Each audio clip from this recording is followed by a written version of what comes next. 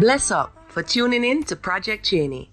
Magic happens when you question everything. Conspirituality becomes reality, weirdness is welcomed, and it's okay to change your mind. Big up yourself.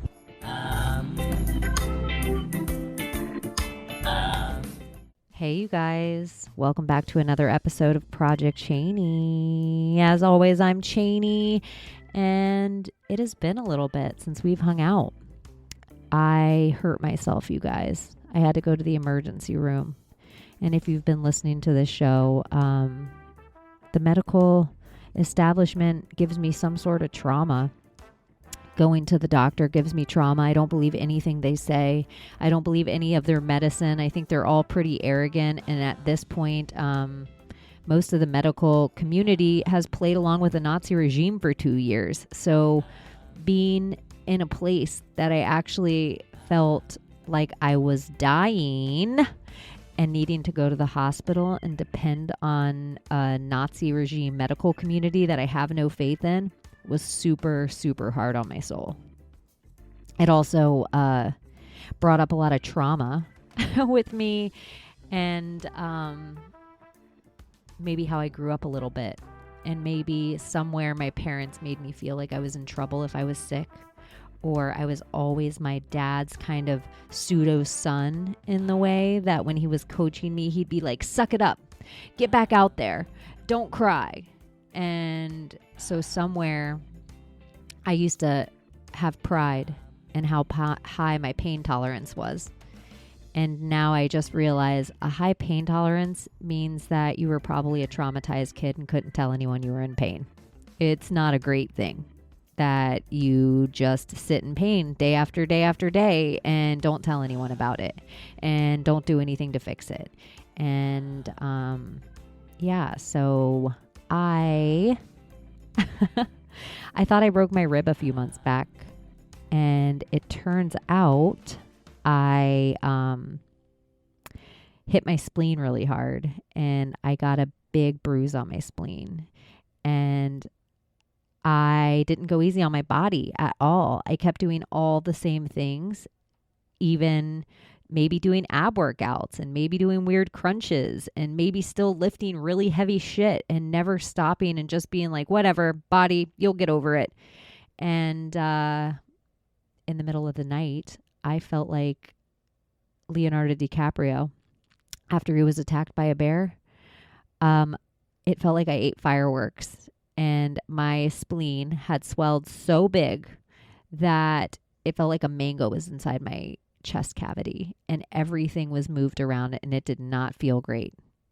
And I still waited too long from that moment until I finally told my wife that I needed to go to the emergency room, which, if you know me, going to the hospital, the emergency room, or the doctors is never something that I say. So I'm sure that was frightening for her in general, just for me to say that. And when I was pulling up to the emergency room, you guys, I had almost a panic attack. So like my panic attack adding to my pain, pretty much I was in so much pain. I think part of the panic attack was like, oh my God, I'm going to have to battle masks and backs and all this stuff I've steered clear from for the last year and a half, 2 years. And also, I know once I go into that hospital, I'm probably not leaving. I'm in that kind of pain. And it was kind of frightening. And I think I'm on the mend now. I told them it was my spleen right away when I went in the hospital. And they all kind of mocked and ridiculed me in the way that doctors and nurses do because they're so arrogant and know everything. And so they're like, it's probably diverticulitis, little lady. Maybe it's your ovary, you fucking cunt. No, it's not. It's my spleen. I also had a couple of nurses and doctors come ask me off record, hey, like they couldn't figure out what the fuck was going on with me. So they're like, were you vaccinated? Like they weren't asking me so they could stick me with the vaccine. They were asking me because they'd seen some shit go down in their hospital since that vaccine. And they were trying to make some sense out of what was happening to me. The hospitals overall are kind of a shit show. I am grateful that I haven't had to be in one for so long. But I was also very grateful for that Dilaudid when it went into my IV bag, because I needed a pain medication, which leads to my next trauma of this whole thing is here in Florida, there's a lot of things we do right. And there's a whole bunch we've done wrong. And one of the wrong things that we've done that's really been kind of the plague into the rest of the country is, I would say, most of the opioid outbreak and addiction, most of those pills all came from this state, because it was such a cowboy free state down here that there was pain management clinics. And these pain management clinics weren't Interpoled. So they weren't all connected to each other. So you could go to one pain management clinic and get 300 opioids and drive to the next one and get 1,000 and drive to the next one and get, 2,000. And you could be a person from Indiana or Kentucky or California and just come to Florida and hit 15 of these pain management clinics and drive back to your state with a whole bunch of drugs to sell. So that was definitely something that I grew up with here. And in my family, my brother had a really terrible opioid addiction, and most of the men I knew actually at some point went through a very horrible pill problem. And so it gave me such a trauma that I was never going to put pills in my body. It was not fun for me. I didn't want to get addicted to it, and no. So sometimes pain medication's okay, and you're not going to get addicted to it if you need it and you're aware that it's an addictive substance. And so, that was more of my trauma, that I just sat in pain for a little bit longer because I didn't want to take pain medication because somebody in my life was addicted once. And it's so crazy, the decisions that we make in peril because of the traumas that we've had from our childhood. And having the last few weeks to just kind of lay in my own pain and lay in my own healing and have nothing to do but get better, it's really given me a whole bunch of time to evaluate and kind of put a magnifying glass on myself. Being home and being needy, which I'm not a really needy person, has been good for my marriage. It sounds so crazy to say. And I wonder for you out there in relationships, I don't let my wife take care of me, I think, as much as she'd like. Somewhere it started to annoy me and feel naggy to me that she was constantly coddling me and constantly aware of what I was doing. And somewhere in my trauma, it made me feel like I'm not doing something good enough. She's mothering me. I don't like this. She's hovering over me. She's codependent on me. And somewhere I was kind of getting resentful for just how much she loved and cared for me. And I know it sounds so crazy, but I don't think I was really nurtured by my parents. And so being nurtured by anyone just felt alien, foreign, and being really sick and needy and really needing someone to help me. I was so grateful to her. And she was so pleasant while she was doing it. And she loved doing it. Like, I really observed her loving taking care of me. And I realized I didn't let her take care of me very much. And maybe I should more. Maybe it's like our love language is just as important for us to express. And when people don't let us express our love language, it would be really easy to not feel love from them if we're not allowing them to use their language of love. And it made me realize how much like acts of service and doing this kind of stuff was just my wife's love language. And I wasn't allowing her to love me to her full potential because this stuff became annoying to me over somewhere, which was really just my trauma because I never was nurtured as a child. Everything's like this constant loop of all these things of like, what did I do? How did this affect me right now? Where did that come from? Once I can like sit back and observe the way these things are affecting me, where did it come from? And most of the stuff is all from our childhood and all from our youth.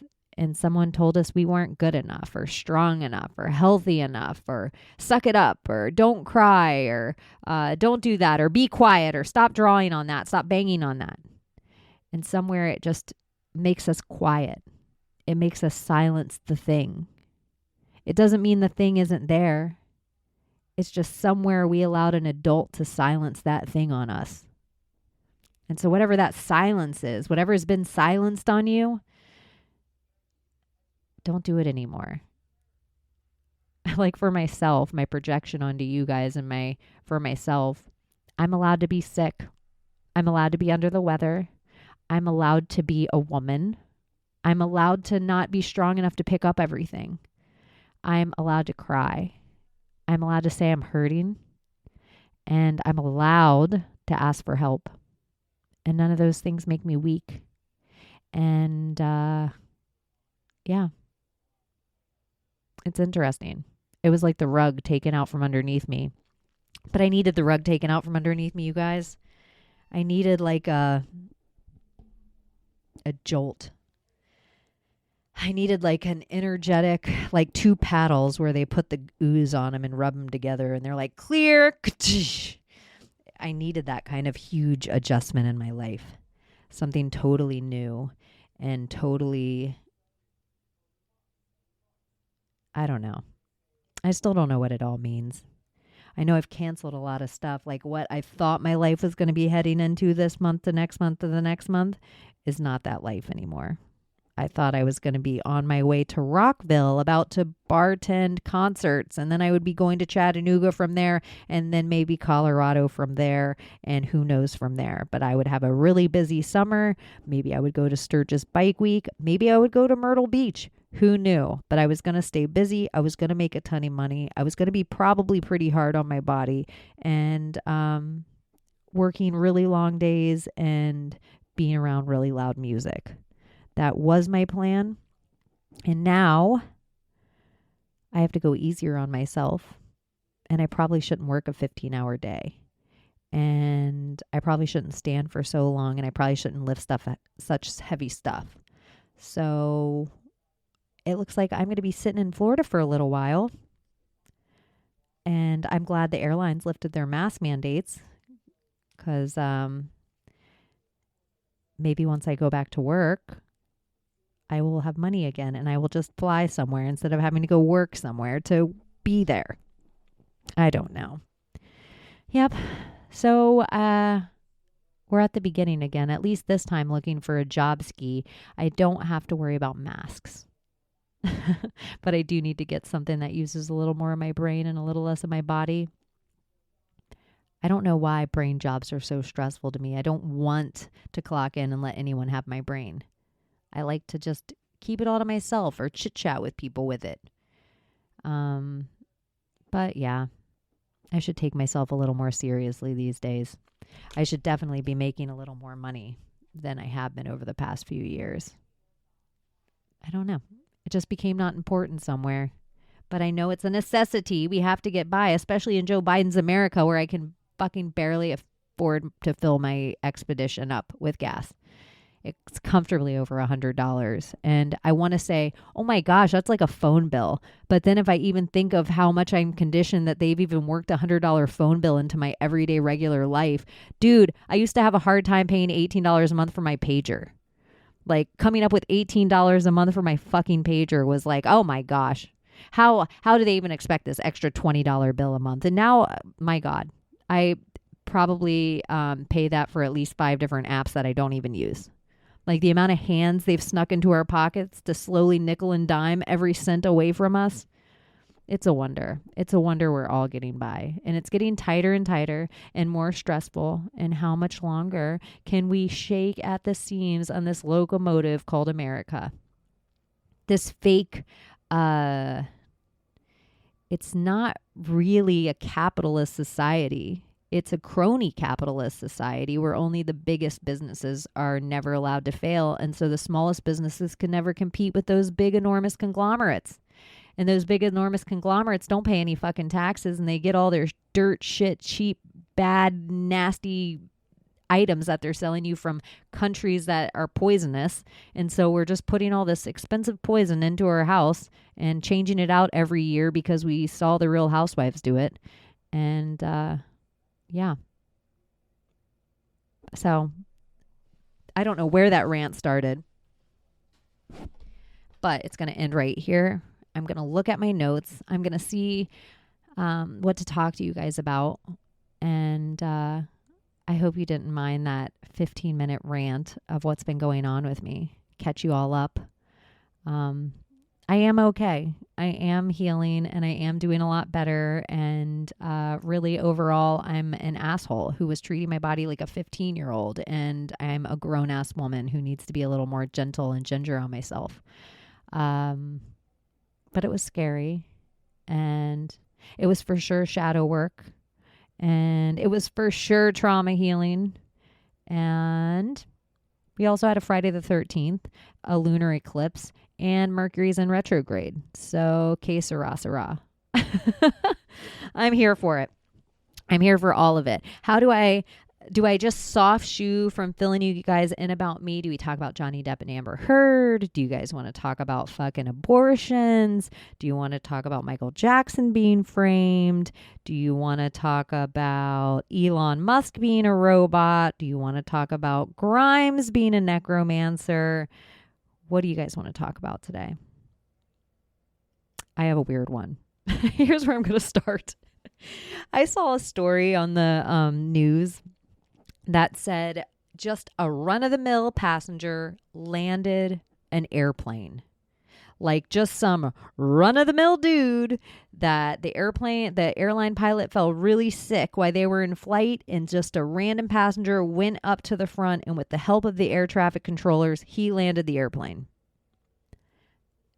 Now, my Maria 777 always says, I think I can be waterboarded. I think I could get waterboarded. Like, it's actually something we talk about for the vlog series is I'm going to waterboard my Maria 777, which really, I know it shouldn't, but it makes me laugh. Like the idea of me torturing my Maria and like doing it willingly, it feels like it'll crack me up. Like I will be laughing and she will be almost dying, but not really because it's just a waterboard. But because of the things we've seen on TV, like waterboarding would be the example, landing the plane would be the example, video games and this kind of stuff. Like a lot of us know weird fucking medical shit that we shouldn't know. Like I diagnosed my own spleen. The amount of questions my friends ask me just because they've watched Grey's Anatomy for a decade. But they really know because that's how people learn things is repetition. If you watch enough cop shows, you're like, you have the right to remain silent. Anything you say can and will be used against you in a court of law. You have the right to an attorney. If you cannot afford an attorney, one will be appointed to you by the courts. Do you fully understand these rights as they are given to you?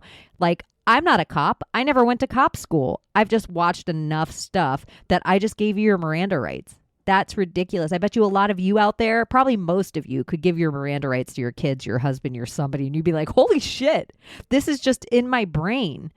So I have this theory that the 100 monkeys of it all, and we're all pretty fucking brilliant, and humans are pretty fucking magical. I've always said, I know I can land an airplane. I know I can land an airplane. Like the same way my Maria knows she can be waterboarded.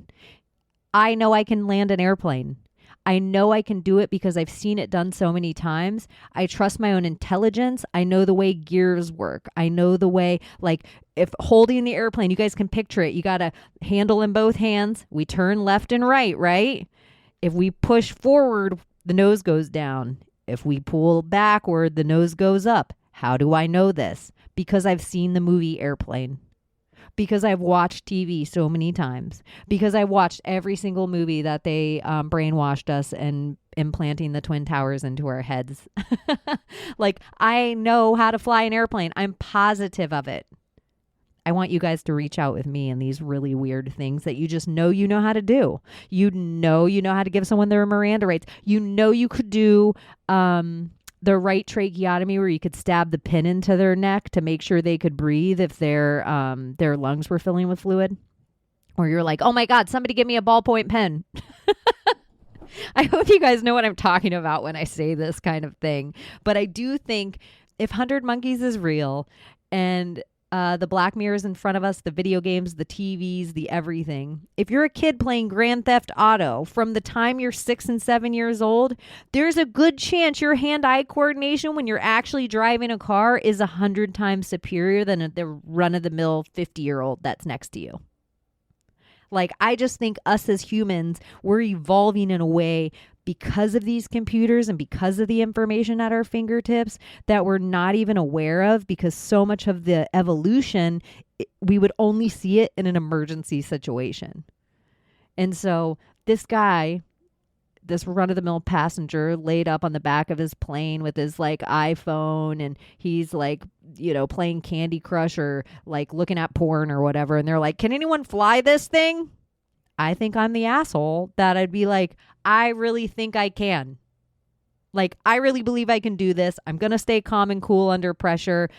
I probably don't even need the air traffic controller in my ears, except if I lost all visual and I couldn't see the runway. But once I see the runway lights, I got this. Clear the planes out of the way. Give me a long enough distance, and we're taking this bitch down. It's going to be fine. It's all going to be fine. Prepare for landing, everyone. Captain Chaney's here. Anyways, that was the weirdest thing to start out at. Landing a plane. There's baby formula shortage. I keep seeing recipes for baby formulas going up all over the internet. I actually see more people worried about baby formula shortage that don't have babies.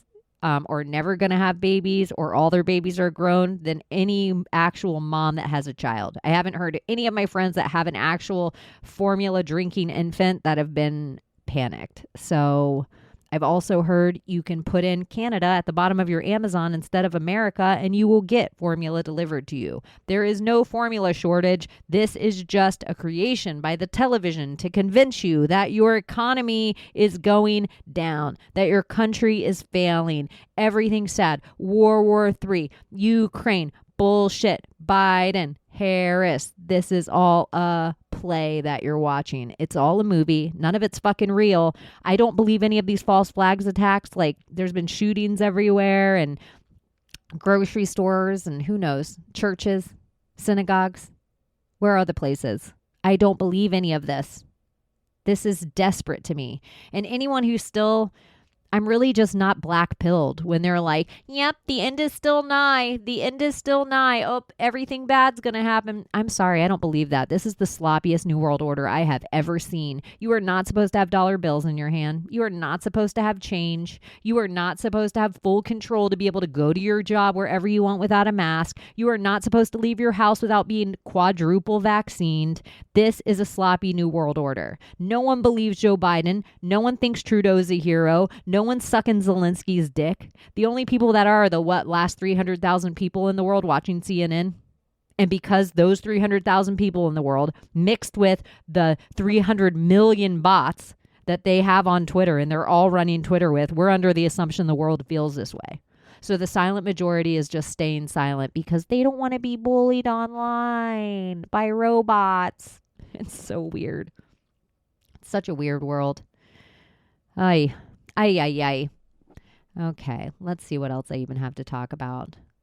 Yeah, I have noticed too that it does seem like the baby formula shortage is only in red states, which here we are at election cycle again, you guys. So we're going to ramp up. And since no one remembers, it triggers me that we're even talking about abortion, because what the fuck do you give a fuck about abortion for when your country was legitimately just locked down by communism for 2 fucking years?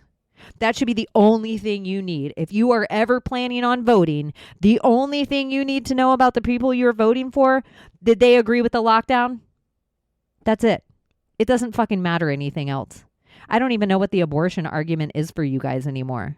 Do you really think they're going to take away all the abortions everywhere when the number one ingredient in their fucking vaccine that they're so desperate and to peddle into you all the time is fucking aborted fetal cells? They might take it away from half the states, but that's what it's supposed to be. Do you guys know this is a constitutional republic? It is all about states' rights. So it doesn't matter whether you're smoking marijuana or going to get an abortion or want to carry a firearm on your hip. Your state has the right to decide, and our federal government has been overreaching our entire lives. So we don't really give a fuck what the federal government says.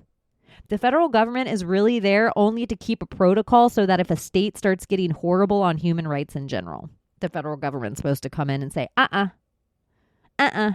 everybody has the right to life, liberty, pursuit of happiness. That's what we're there for. That's the only thing the federal government should do. Is if your states are trying to step on your life, liberty, or pursuit of happiness, then your federal government should say no. Other than that, get the fuck out of here, federal government. I don't care if you're Donald Trump or Joe Biden. Get the fuck out of here. But the federal government is such a conglomerate. They're so big and enormous, and they depend on so much money.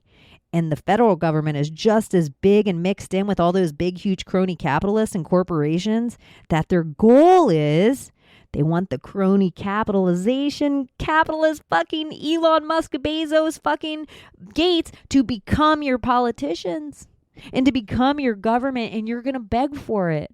You're going to beg for it. They're not going to rip it away from you. They're never going to rip your liberty away from you. You are going to give it away willingly out of your fear, out of your little pussy scared heart. You're going to be like, please, Jeff Bezos, make my kids formula. Send my kids formula, Jeff Bezos. Oh, please, Bill Gates, save us from the Black Plague. Oh, please, Elon, show us what free speech is with the Ministry of Truth. Please, everyone's begging for it. Billionaire, the philanthropists, save our lives. This America in like the early 1900s, if you were like a Rothschild or a Rockefeller, they wanted you the fuck out of here. They called people terrorists for bombing in front of these people's houses because they were like, get off American soil, you dirty motherfuckers. Get the fuck out of here. I've cussed a lot in this episode, but it's just me. So it's fine. Get out of here, you dirty bitches. But now it's been 100 years and philanthropists now are the Elon Musk and Jeff Bezos and these same billionaire schmucks that the old Americans they would bomb in front of their houses to get them out of here. Now we beg them. I wish Elon was my husband, my dad, my brother, my boyfriend, my lover. I love him. Gross.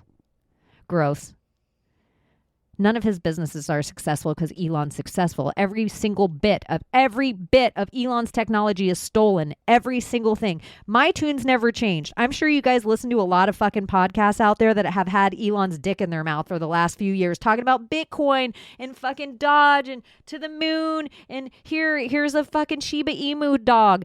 I'm sure you've listened to these. My tunes never changed. If they're part of the Joe Rogan cycle of information, it's all to direct you into this Southern man, this new Texas, this new, hey, you guys, we're the new Dan Crenshaw Republican Party. This is the real Republicans over here. We love Mitt Romney. We love Mitch McConnell on this side. We're the red. We're all gun control and we're alpha brained. This is us over here. We're this side. We're the secession side. Do you see it? That's this. I don't even know where that rant went off of. Oh, yeah, Elon Musk. I've never changed. Elon Musk is AI. He's a dirt ball. None of his technology is his. All his riches come from government subsidies. He's literally a balding dude that created, quote unquote, PayPal. Now think of what PayPal is, you guys. Think of how many different versions of PayPals there are. Seriously? That's how Elon Musk made all his money. Ooh, I was doxxed this week by the Antifa. I totally forgot about that. So I was laid up on the couch. And because I interviewed Natalie 1 week, and then I really think the one that took me down was Red Pill Babe. And Red Pill Babe in Miami, if you don't know, Miami is a very liberal town in a very swing state of Florida, the most important state in the whole republic as far as voting goes. And the reason it's so important is because it is the third biggest population. And it's the only one of the states they haven't cemented as a Democratic stronghold. So we have California. I don't have to say anything about their politics. You already know. And then we have New York. I don't have to say anything about their politics. You already know. The third biggest populated state in the country is Florida. Most people do not know that. And so if you take this state that runs like a true constitutional republic, our governor has a certain set of rules that, yeah, the federal government says one thing. And if our governor decides that that's not status quo, it doesn't go forward. That's why Florida was the free maskless state the whole time. But each governor can, or each mayor can decide at that point what is okay for their district, for their voting, for their people that vote for them in their county, in their cities. So this is where Florida, it's like our governor says one thing, so everyone thinks we're free. But if your mayor says another thing, then you end up in a very liberal place. So Miami looks a lot like Portland, Oregon. Miami and or parts of Orlando and these more liberal cities in Florida, because of we being a constitutional republic, it still runs these ways. So you can change county lines and everything changes as you go. So Miami is a super corrupt place. Broward County is super corrupt. You can go all the way from Debbie Wasserman Schultz all the way to Marco Rubio and all the way down. And Red Pill Babe is super educated and she is on the streets. She's fighting at the school boards. She's getting in not just leaders on their new podcast, Mostly Peaceful Latinas. She's not just getting in just a run-of-the-mill leader because they happen to speak Spanish. She's getting in somebody that believes in kind of conservative values. So they had like the Venezuela, I believe it's Venezuela president on. I don't want to get it wrong now. But the Mostly Peaceful Latinas are kind of blowing up. So I believe just kind of... I've always said somebody like Bella, Red Pill Babe, and a girl that looks like me are avatars of being a lesbian American and a Cuban American, and us saying similar shit and holding similar values in a place like Florida is super dangerous for the elite. They don't want girls like us saying similar stuff as Donald Trump. That doesn't go with their narrative of racist white man. So the anti-fascists outed me on Twitter and they doxed me and they put up all my information and all my beautiful little cute pictures and my Project Chaney and my old MMA podcast and even the Idiocalypse. They put it all up and they called me a QAnon recruiter, which QAnon isn't even a thing, you guys. Q is just the name of one anonymous person online. We are all anons. If you've ever been online and you had a picture, I used to have a chicken, so I was conspiracy chicken. I was anonymous. If you put on a Guy Fawkes mask, you're anonymous. Q is an anonymous entity online. That's just the handle's name is Q. The same way I was conspiracy chicken. The same way my Maria 777 is my Maria 777. The same way Bella's Red Pill Babe. We all used to be anonymous. So when somebody says QAnon, that is not a term.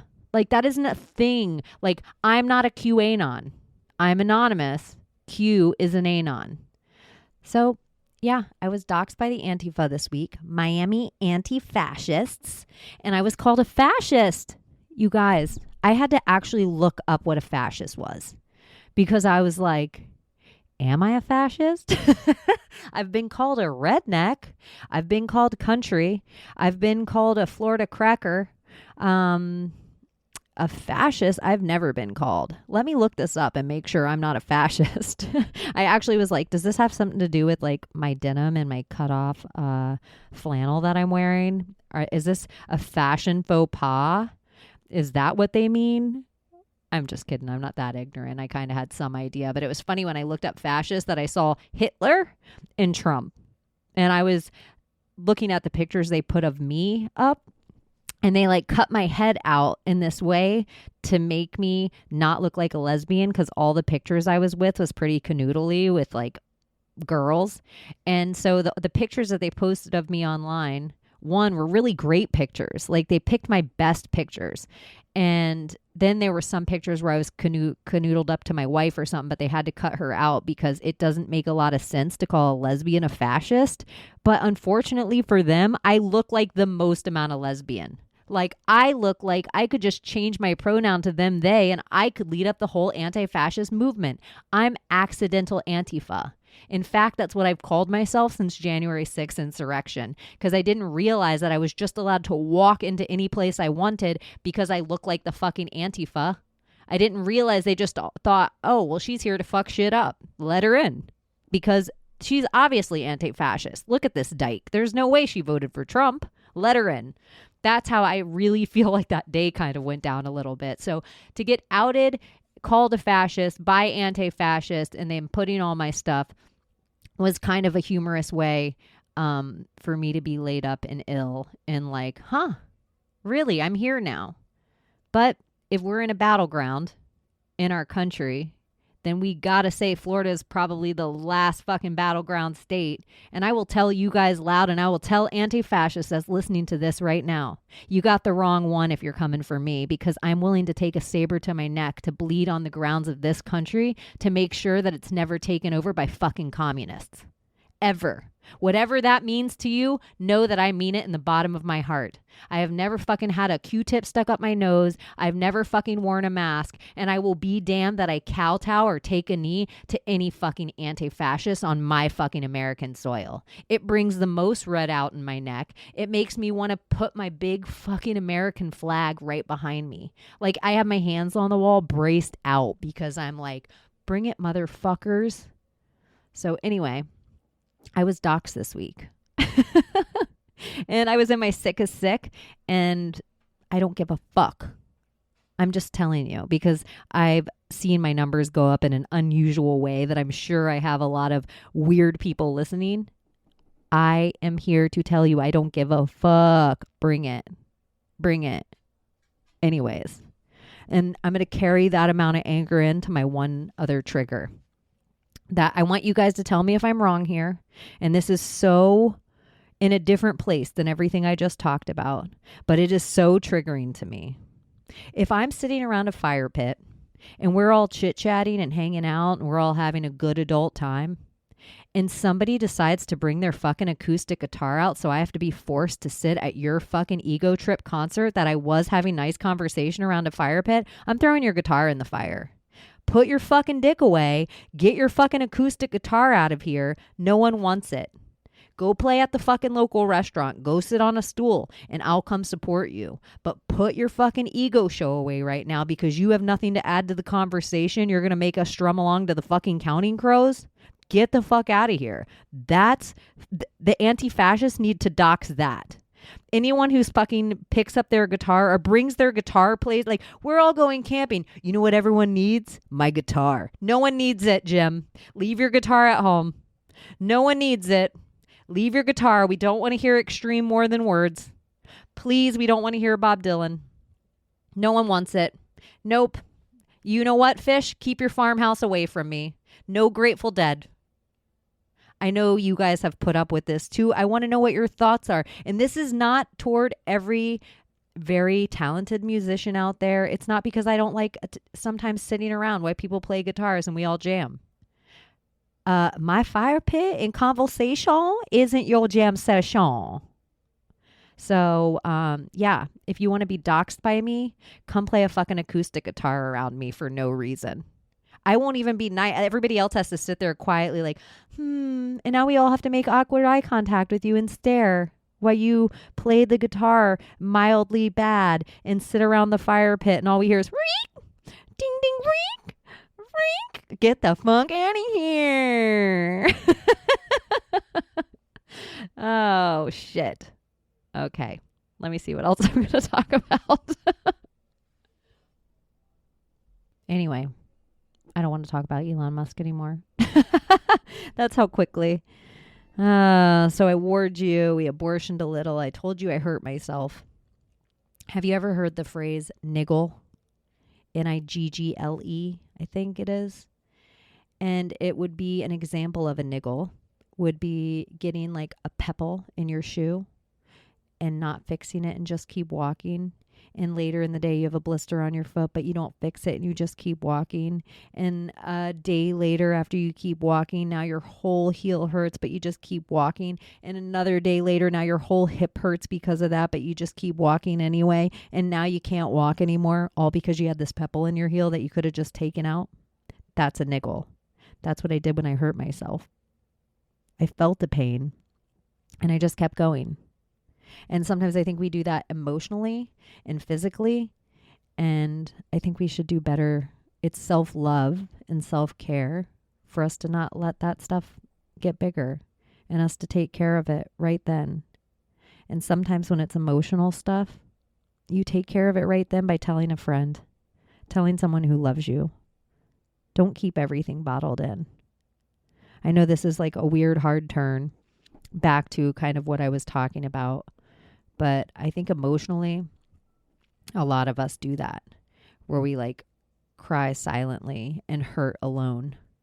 And if you're an empath, then that means a lot of your friends are also probably empaths, because you tend to surround yourself with people that are the equation of you. And your friends can feel that you're hurting. And when you're not saying it because they trust you and you're honest, it puts an energy between you guys. And it's not an authentic energy. And both of you are feeling an energy emitted from the other that isn't real, because you're both trying to hide that you're okay from the other. And you're both just there because you care about each other and you want to help. So don't let things become niggles. Emotionally, physically, 5D, 3D, with friends, with family, with lovers. If it's a little thing, confront it while it's a little thing, because I promise it will not go away. It will keep coming up until it is so big. It was just an ant and now it's a full-blown monster. So, anyways, this is all over the place. And I'm not going to delete any of it. I'm not re-recording any of it. It just is what it is. I miss you guys, and I feel like I just didn't want so much time to go by that I didn't feel like I needed to show up for myself anymore. And so I just hit record and I just started talking, and my notes aren't even in front of me yet, and it's just kind of all over the place. So thanks for humoring me. I will say, numbers wise, these are always the shows that people find once you get addicted to Project Chaney and you've heard a couple of my interviews or heard me go on my tirades or rants or whatever. And then people are like, oh, Chaney's by herself. I'll listen to these shows. And these are always the ones that I get the most interesting feedback from. The ones people usually find last, because a lot of the new audience that finds me come over because of the guests that I have. And yeah, who cares? We'll just see where it goes. It's going to be a mess today, and I don't even know what I'll name it. Anyways, abortion, we talked about a little bit. Ooh, do you guys want to talk about Britney Spears? You guys, what's happening with Britney Spears? I feel like this is a good walk-in, because you know what else I want to tell you guys, because I've been filling my time with so much trash TV, because I've just been laying on my couch, getting better. What the fuck is happening with Britney? So the newest is that she was pregnant and that she lost her baby. But she kept posting pictures, and not that people really start to show in their pregnancy until a certain trimester, but she was showing like pretty nude pictures of herself, all the way nude except like her vagina. And there was no bump. She just looked the same as she always looked.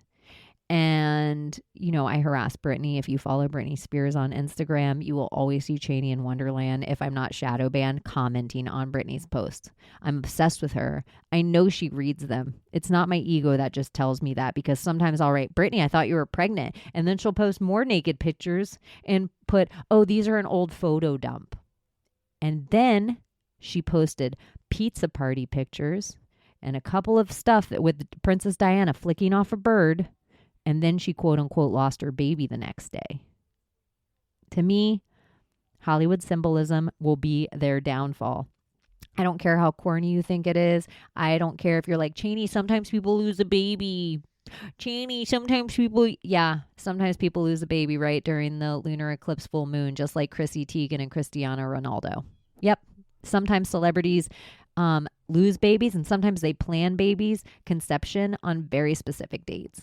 Like, this is all, there is high magic and witchcraft going on around you all the time. It doesn't matter whether you believe it or not. It's what they're doing. It doesn't matter that you don't believe in the demon. They do. And they're worshiping it, and they're paying homage to it, and they're fucking giving their firstborn children to it. I know that wasn't Britney's firstborn children. Don't write me that. I know it wasn't her first child. I know she has 2 kids with Kevin Federline. Think of that. Kevin Federline. Okay, I won't even go into that. So Britney's whole Instagram, if you're not following it yet, there is no more soaps on TV, you guys. There's the only good stuff left to watch is The Real Housewives of Beverly Hills. Like, if you're looking for trash TV and a way to tune out, it's kind of hard to do that these days. So you might just have to follow the right stupid assholes on Instagram. Other stupid assholes you could follow would be Machine Gun Kelly and Megan Fox. They're totally, if you're a little older, you know all about Angelina and Billy Bob Thornton.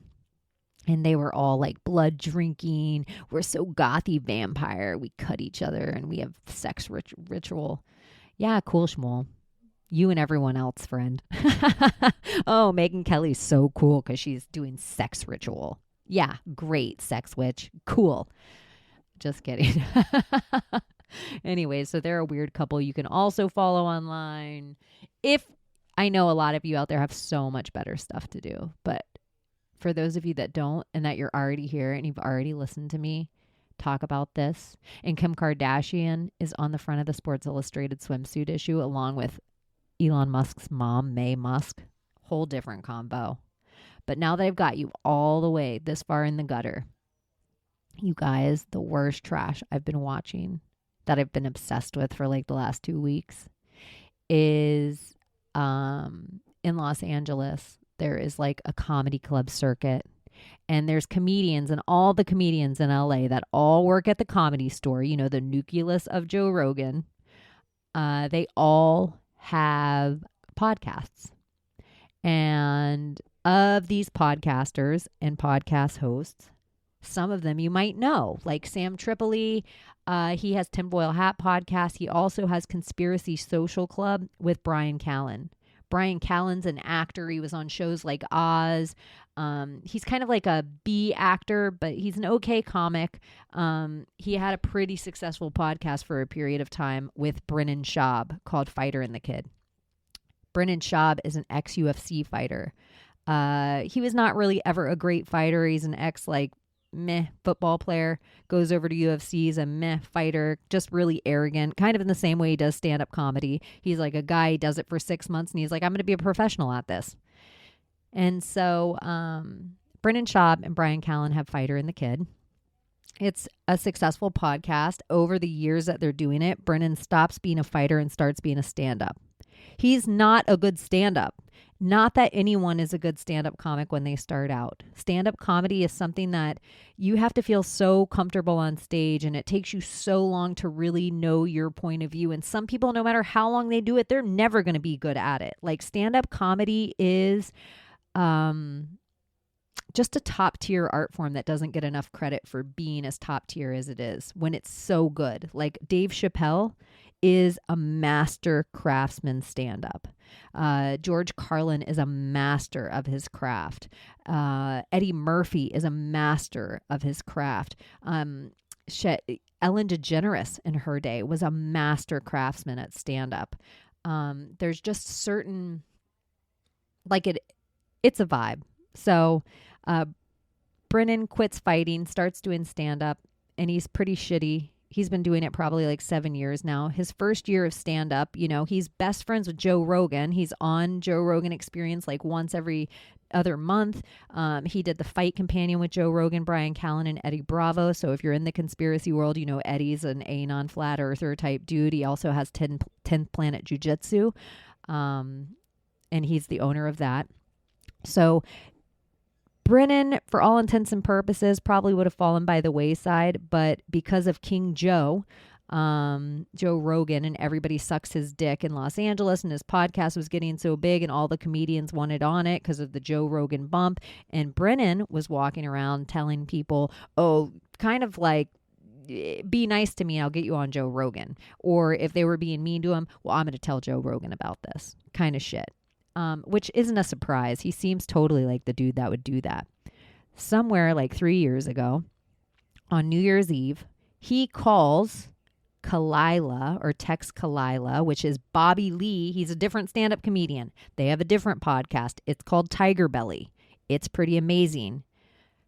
He calls Kalila and he's like, hey, what's up? I'm hanging out with my lame family. Sure wish we could fuck. He probably doesn't say it in that way, but Kalila is like, ew, gross. I'm with Bobby Lee and I find you disgusting. And kind of calls him out on it a little bit. It's a little awkward and that kind of sizzles out, okay? This is a few years back. So now there's another podcast. It's been out for a little over a year. It's my favorite. It's so good. This is for the girls. I don't know how much the guys will like this podcast at all, but I love it. I love it. It's not conspiracy. It's just girls hanging out, being girls. And it's called Trash Tuesday. And it's Annie Lederman and it's Esther. And those are two stand-up comics. And it's Kalila, Bobby Lee's longtime partner. So it's Trash Tuesday. You can find it on YouTube or anywhere you get your podcast. It'd be really cool if I could interview one of those sluts. Me and Annie would get along the best, but Esther would be fun too. Kalila, fine. But anyways, Trash Tuesday, so fun. Such a fun podcast. They're hanging out on one of the episodes and Annie's like, oh my gosh, this one fucking comic at the Comedy Store tried to walk me to his truck. Like, what am I going to do? Suck your unfunny dick? This is what she says in the thing. Everybody knows it's Brennan Schaub because everybody knows he's unfunny.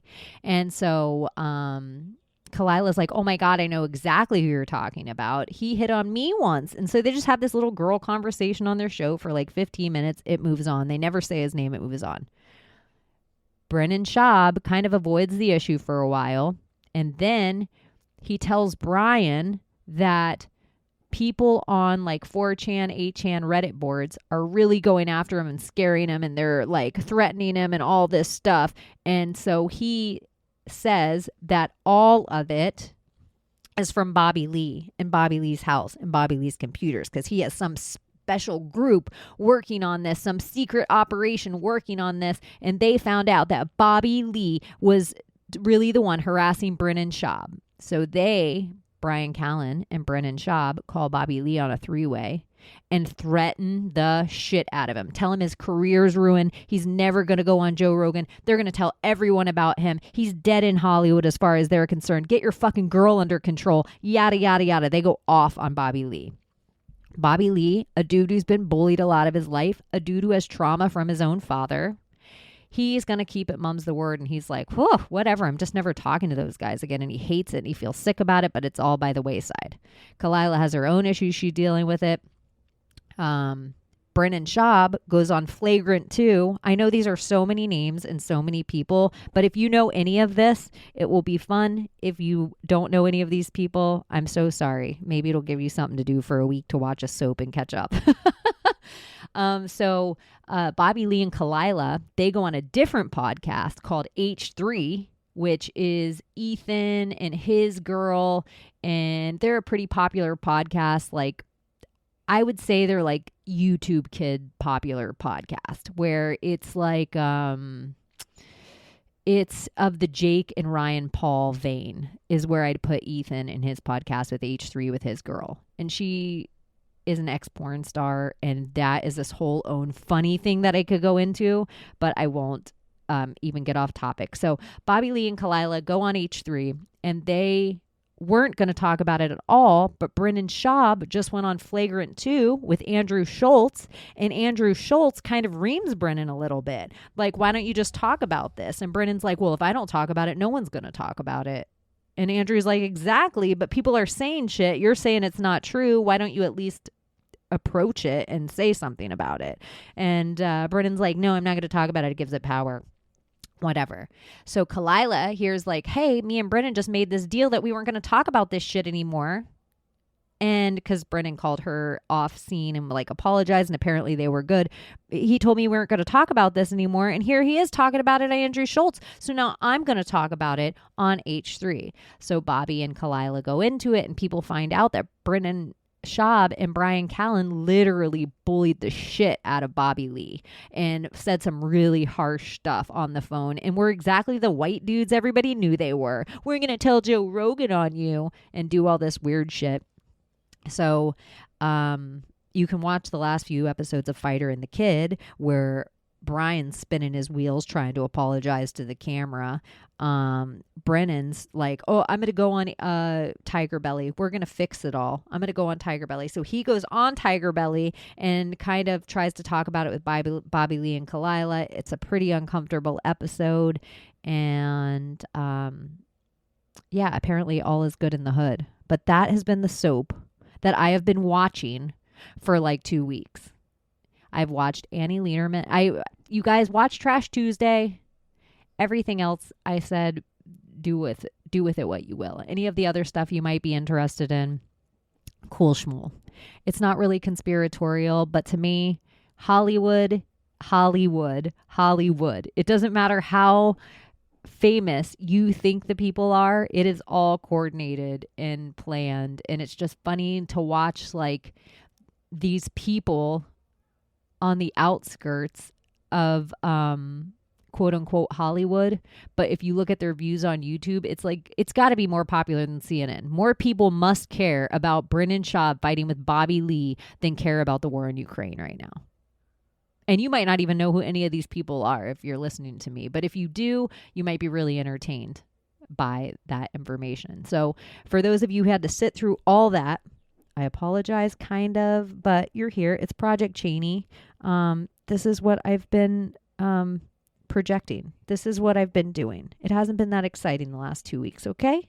I'm sorry. I have fun people to hang out with. I just haven't even been able to laugh or yawn. So I needed to feel more like myself before I could fully, do the damn thing.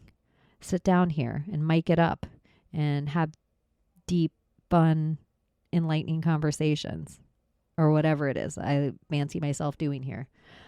Yeah, I told you guys all about my trauma and injuring myself like a little baby. I had that written on my list. And I told you guys way too much about Tigerbelly. But I do think Tigerbelly is such a cute name. And Trash Tuesday is a great name. Maybe I'll call this episode Trash Tuesday. It is Tuesday. Is it? Shit. Is it Tuesday? You guys, I don't really have anything deep. I don't have any fun conspiracies. I have no fun rabbit holes. I want to give you something besides all just my yammering. I feel like this was kind of a boring episode. Let me see. I told you about Sports Illustrated. A Kardashian got married. Meh, who cares?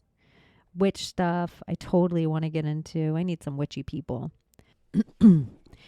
Before I leave, I was reading a couple of philosophy books. And one of them I read for a little too long. And I just it was just so many words and sentences and pages and stewing about it and stewing about it and stewing about it.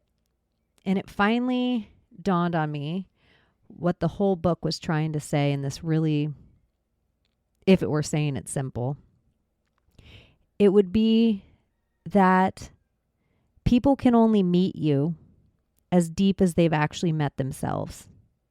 And maybe you've heard this saying before, but sometimes I feel like people are being hard on themselves out there, or feel like they're not being heard, or feel like they're not being seen.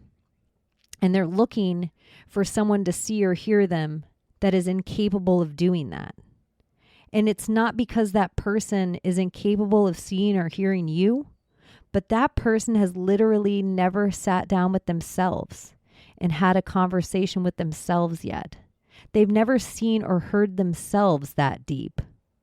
And so sometimes I think we go around this world taking some things personal that we shouldn't be taking personal, because the creatures that are our projections or our reflections, the mirrors in this world, some of them haven't met themselves that deep, and we're looking at them to see us in a way that we finally see ourselves, but they've never hung out with themselves to see themselves that way.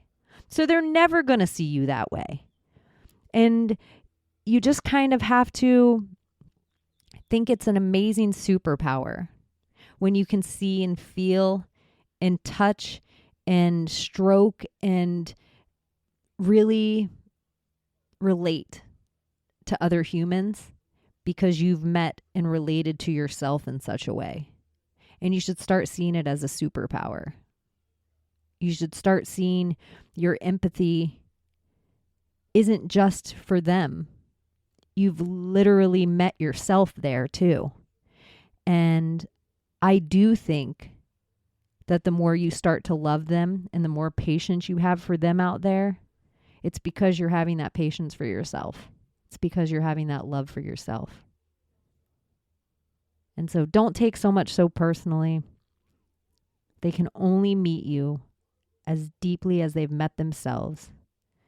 And just think how sad it is that some people will never truly get to know how amazing they are.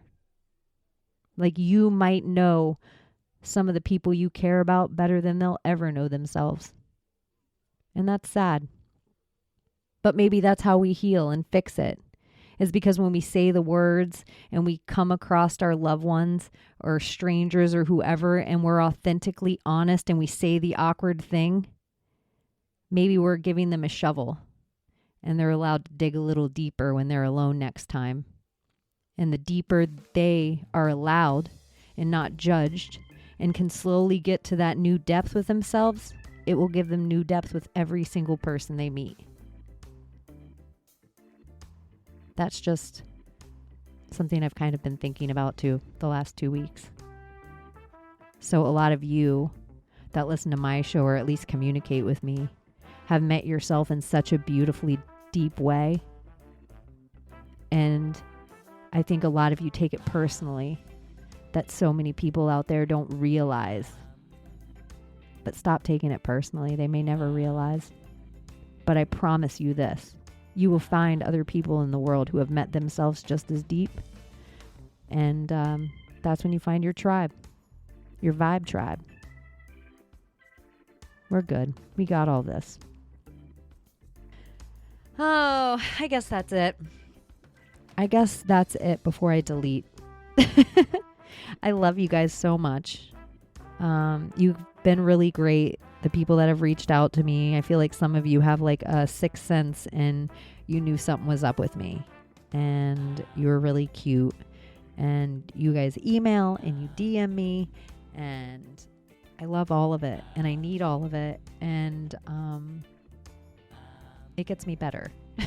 It gets me better emotionally, physically, spiritually.